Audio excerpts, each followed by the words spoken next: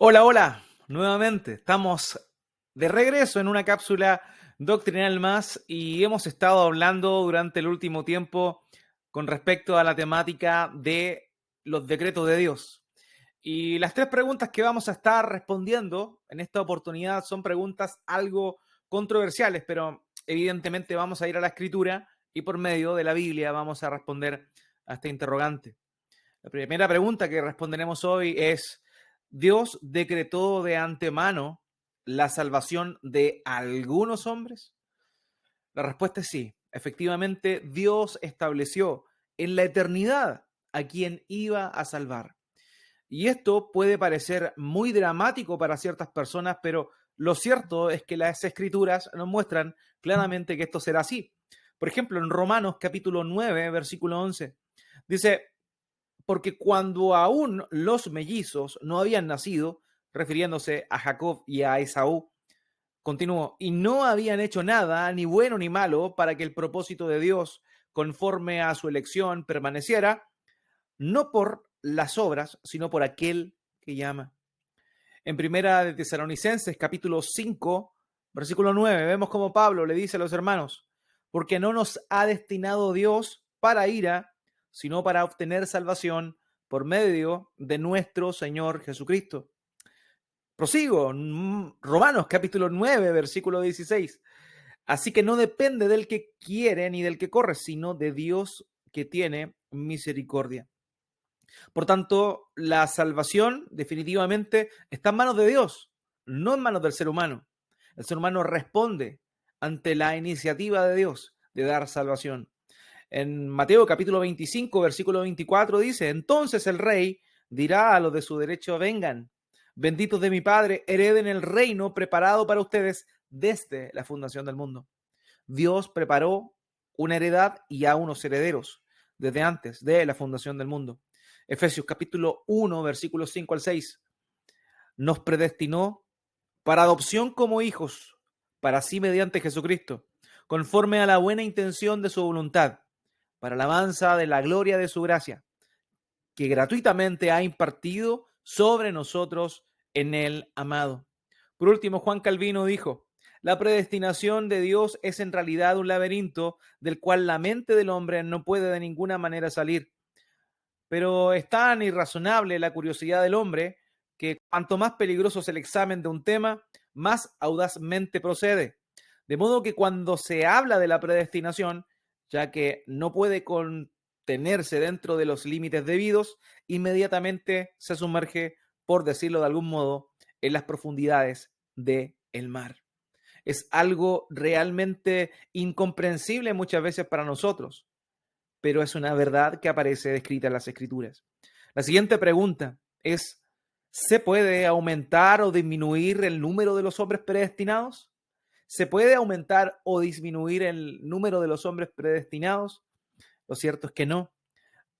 Estos están destinados particular e inalterablemente y su número está definido. Dios estableció el número de los escogidos y ese es el punto de su soberanía y de su decreto eterno. En Juan capítulo 13, versículo 18, el Señor Jesucristo dijo, no hablo de todos ustedes. Yo conozco a los que he escogido, pero es para que se cumpla la escritura, el que come mi pan ha levantado contra mí su talón. Aquí el Señor Jesucristo se está refiriendo evidentemente a Judas, a quien no había escogido. Había escogido como discípulo, sí, pero no como alguien escogido para salvación. Romanos capítulo 11, versículo 15 perdón, 5 al 6. Y de la misma manera, también ha quedado en el tiempo presente un remanente conforme a la elección de la gracia de Dios. Pero si es por gracia, ya no es en base a obras. De otra manera, la gracia ya no es gracia. Y si por obras, ya no es gracia. De otra manera, la obra ya no es obra. Y así sucesivamente podemos ver otras oportunidades donde nuestro Señor Jesús se refirió a quienes había escogido. En Juan, capítulo 10, versículos 27 al 28. Mis ovejas oyen mi voz, yo las conozco y me siguen.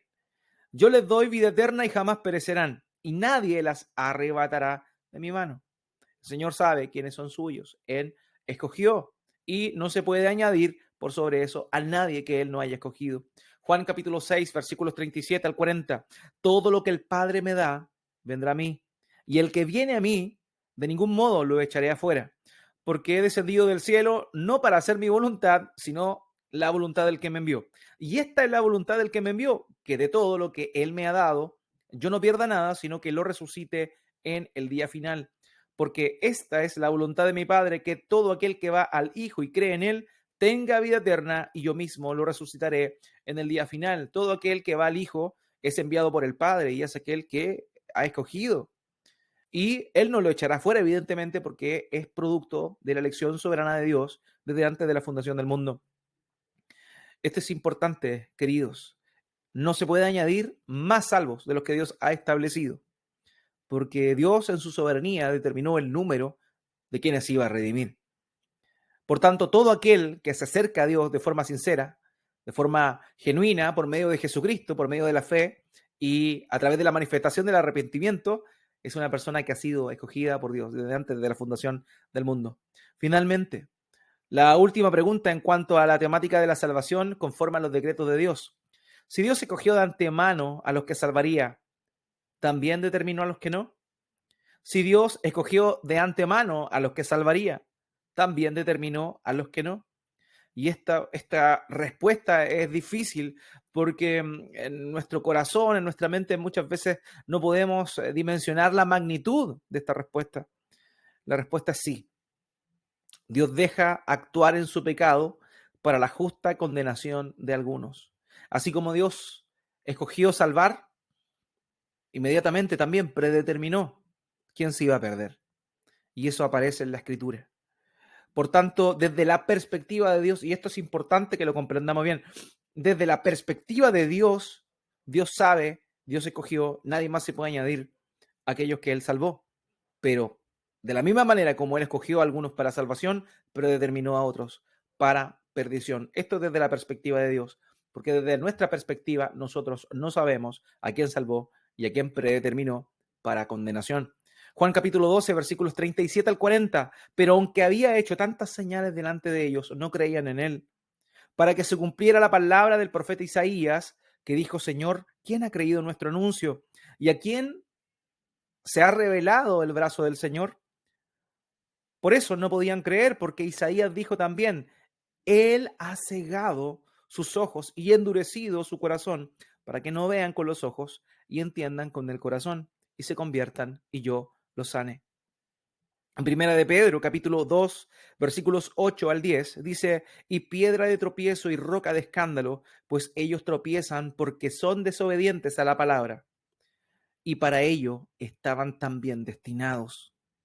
Pero ustedes son linaje escogido, real sacerdocio, nación santa, pueblo adquirido por Dios para posesión de Dios, a fin de que anuncien las virtudes de aquel que los llamó de las tinieblas a su luz admirable. Ustedes en otro tiempo no eran pueblo, pero ahora son el pueblo de Dios. No habían recibido misericordia, pero ahora han recibido misericordia. Judas, en su único capítulo, en el verso 4, pues algunos hombres se han infiltrado encubiertamente, los cuales desde mucho antes estaban marcados para esta condenación. Impíos que convierten la gracia de nuestro Dios en libertinaje y niegan a nuestro único soberano y Señor Jesucristo. Dios estableció que los falsos maestros, los que hacen tropiezo a los demás, desde antes de la fundación del mundo, fuesen llevados a condenación. Simplemente en su actuar manifiestan el estado de su corazón. Finalmente, Romanos capítulo 9, versículo 9 al 18, porque la palabra de promesa es esta: porque este tiempo volveré y Sara tendrá un hijo. Y no solo esto, sino que también Rebeca concibió mellizos de uno, nuestro padre Isaac. Porque cuando aún los mellizos no habían nacido y no habían hecho nada, ni bueno ni malo, para que el propósito de Dios, conforme a su elección, permaneciera, no por las obras, sino por aquel que llama, se le dijo a Rebeca: el mayor servirá al menor, tal como está escrito: a Jacob amé, pero a Esaú aborrecí. ¿Qué diremos entonces? ¿Que hay injusticia en Dios? De ningún modo, porque él dice a Moisés: tendré misericordia del que yo tenga misericordia, y tendré compasión del que yo tenga compasión. Así que no depende del que quiere ni del que corre, sino de Dios, que tiene misericordia. Porque la Escritura dice a Faraón: para esto mismo te he levantado, para demostrar mi poder en ti y para que mi nombre sea proclamado por toda la tierra. Así que Dios tiene misericordia del que quiere y el que quiere endurece. De manera, queridos, que así como Dios estableció la salvación de algunos, determinó también la condenación de otras personas. Predeterminó la condenación de otras personas. Dios es soberano. ¿Quién podrá resistirse? ¿Quién le podrá decir, Dios, por qué me hiciste así?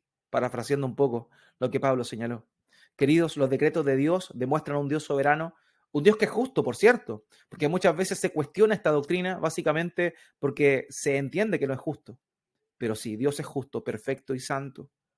Él deja la condenación natural a todos aquellos que deliberadamente le rechazan. Por tanto, la soberanía de Dios, el consejo de Dios, el decreto eterno de Dios es desde la perspectiva de Dios. Desde nuestra perspectiva, nosotros no lo sabemos. Por eso nuestra misión es predicar a todos. Hasta la próxima oportunidad.